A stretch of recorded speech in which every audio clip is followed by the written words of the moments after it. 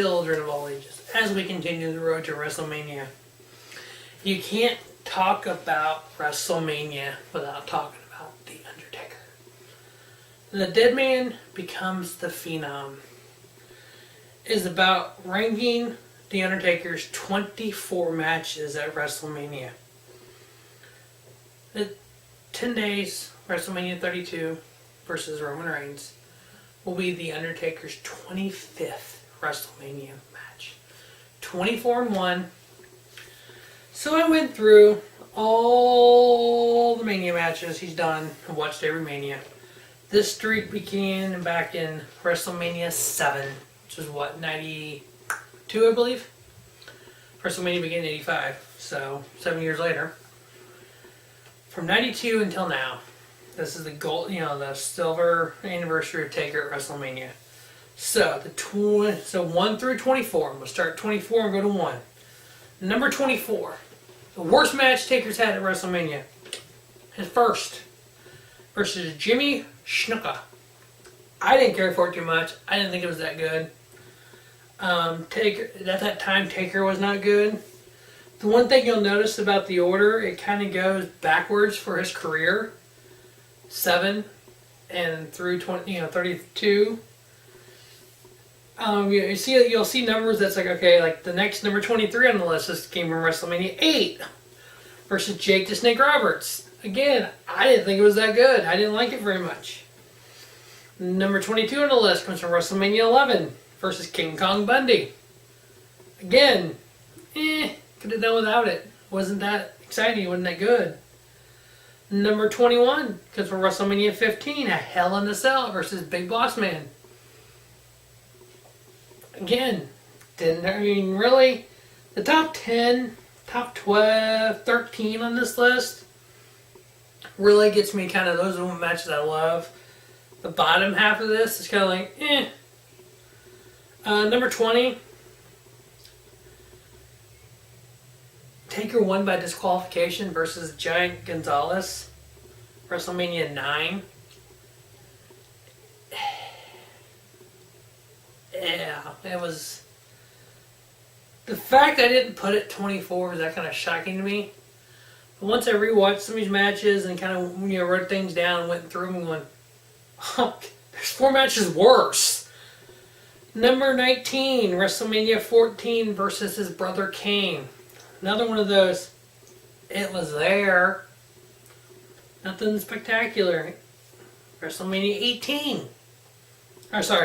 Number 18 was from WrestleMania 22, casket match versus Mark Henry. It was alright. I mean, it wasn't anything spectacular, but I mean, it was there. It was a match. Number 17 on the list comes from WrestleMania 19. It was supposed to have been a tag team match. It was supposed to have been Undertaker and Bull Buchanan versus A-Train and Big Show. Bull Buchanan gets taken out backstage and ends up being a triple threat, 2-on-1 basically, handicap match. A-Train and Big Show versus The Undertaker. Toward the end of it, Bull Buchanan came out and took out the Big Show, I think it was, and Taker ended up getting the victory, but it was kind of like, okay. Number 16 on the list comes from WrestleMania 30 versus Brock Lesnar. What more is there to say? Taker, a big UFC fan, a fan of Brock Lesnar. He said in multiple interviews that if UFC would have been around when he broke into wrestling, he would have gotten UFC, not wrestling. So he wanted Lesnar to take the streak from him. Okay.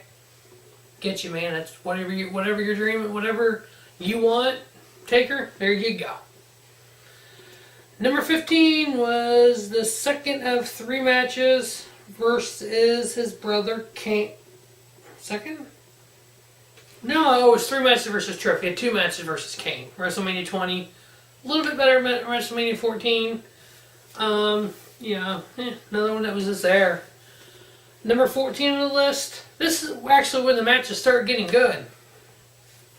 WrestleMania 13, number 14 on the list versus Psycho Sid. A great big man match. The Undertaker versus Psycho Sid, both 7-footers. It was good, but it wasn't over the top good. Number 13 on the list comes from WrestleMania 12 versus Big Daddy Cool Diesel. This was good, I thought. I mean, still number 13 on the list. There's better ones. But for the time and the era, you know, the 5th WrestleMania for Taker, the streak really wasn't prevalent then. They didn't talk about it much. Every once in a while, like, hey, Taker's 5-0 or WrestleMania or 4-0 or something, you know. Wasn't something where later on when he gets into double digits, 12, 13, 14, 15, and on down the line, that's the biggest storyline. The streak. Undertaker's streak, and always facing this guy. Number 12. One of my more favorite build-tos, we had the Undertaker versus the future Undertaker character, I believe you'd call him, Bray Wyatt, the Wyatt family. Here we are 2 years later, and Bray Wyatt going into WrestleMania as a world champion. Hopefully he retains. The new Face of Fear, the new Undertaker type character, we need to build on it, the character of Bray Wyatt, like we did the Undertaker throughout the years, in order to people to relate to it, you know. We know about the compound that Randy Orton burnt down. We know about Sister Abigail dying there. We don't know how or why. Was there somebody like Kane in Bray Wyatt's past that we'll eventually meet? Maybe Bo Dallas, you know, somebody like that pulls more of it out, kind of like when Kane showed up at Bad Blood 97, WWE returning to Bad Blood, July, Raw pay-per-view. Do we get, you know, a character like that come in and go and more explain the story of Bray Wyatt? But yeah, just the build up for that, and then the match itself was pretty good.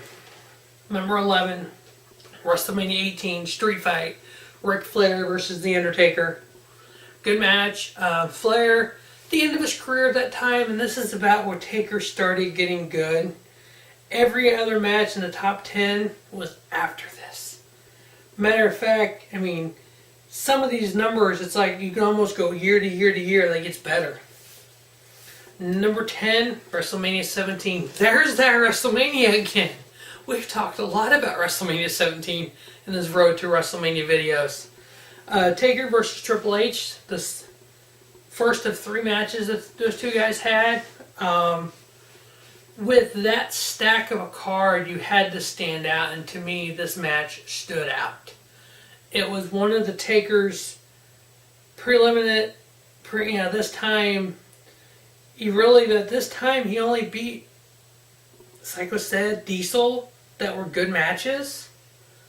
So, you know, that time it's like, okay, you know, this is his, I think it was his 8th WrestleMania at the time, 8th or 9th. So the streak really wasn't there completely yet. He's facing the game Triple H, almost the primer of his career. It was great, I thought, you know. Number 9 on the list comes from WrestleMania 21. The Viper, Randall Orton.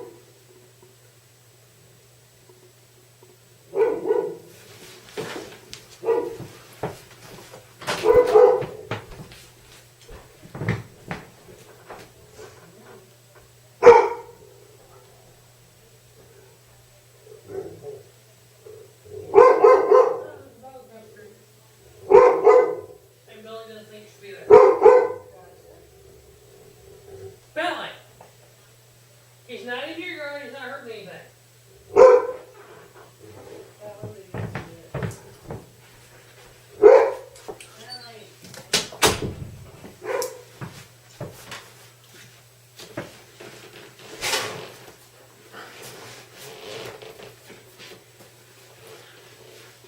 Number 9 on the list, WrestleMania 21.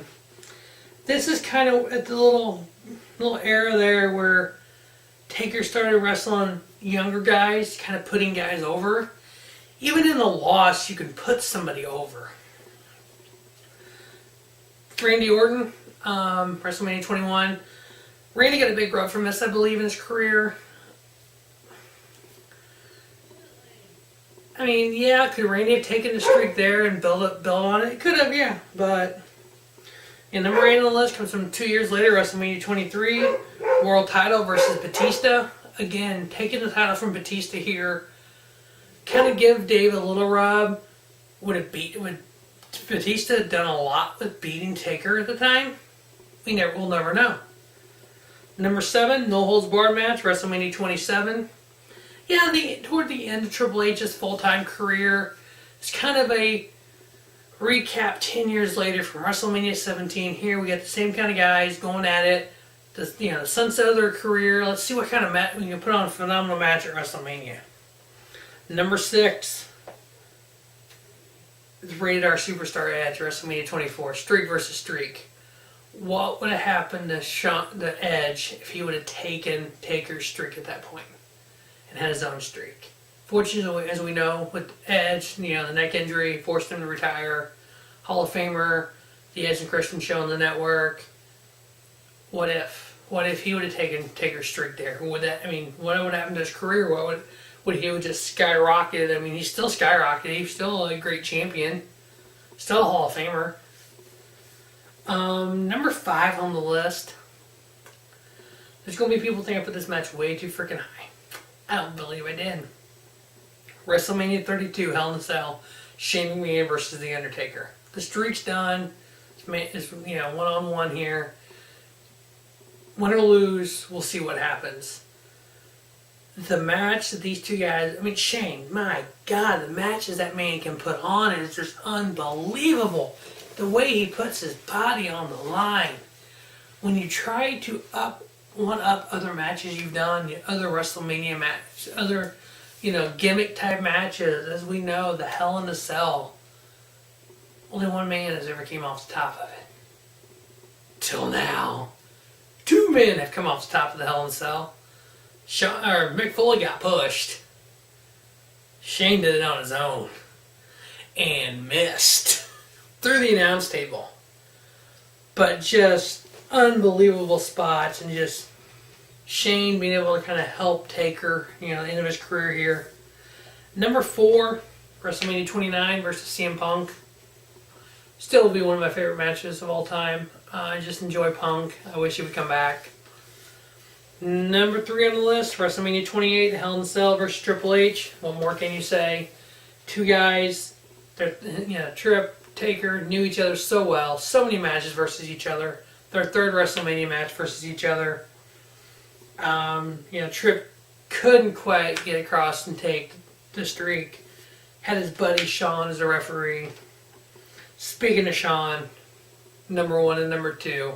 Number 2, WrestleMania 26, Streak versus Career, Shawn Michaels. Number 1, WrestleMania 25, Shawn versus Taker. 2 of the greatest matches in WrestleMania history. 2 of the greatest matches I've ever seen. 25 is the greatest match I've ever seen live. So that will wrap up. The dead man becomes the phenom.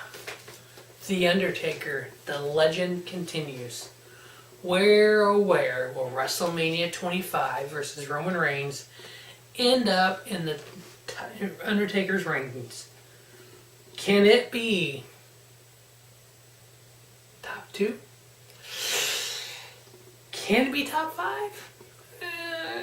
It's possible. Knowing the way Taker is at Mania, knowing the condition Taker was in at Royal Rumble, knowing how Roman Reigns can wrestle, I'm going to say this match will fall anywhere between 10 and 13. It's not going to be god-awful like some of the Giant Gonzalez, Jimmy Snuka matches. Don't think it'll be better than Trip Taker 17. I think it'll be right around Bray Wyatt type, maybe Ric Flair type, WrestleMania 18, right around there. So that will wrap up The Undertaker. The dead man becomes a phenom. Thanks for watching Robert Sports Show. And don't just have a great night, have a spiffy night. Robert Sports Show, your YouTube leader in sports channel content.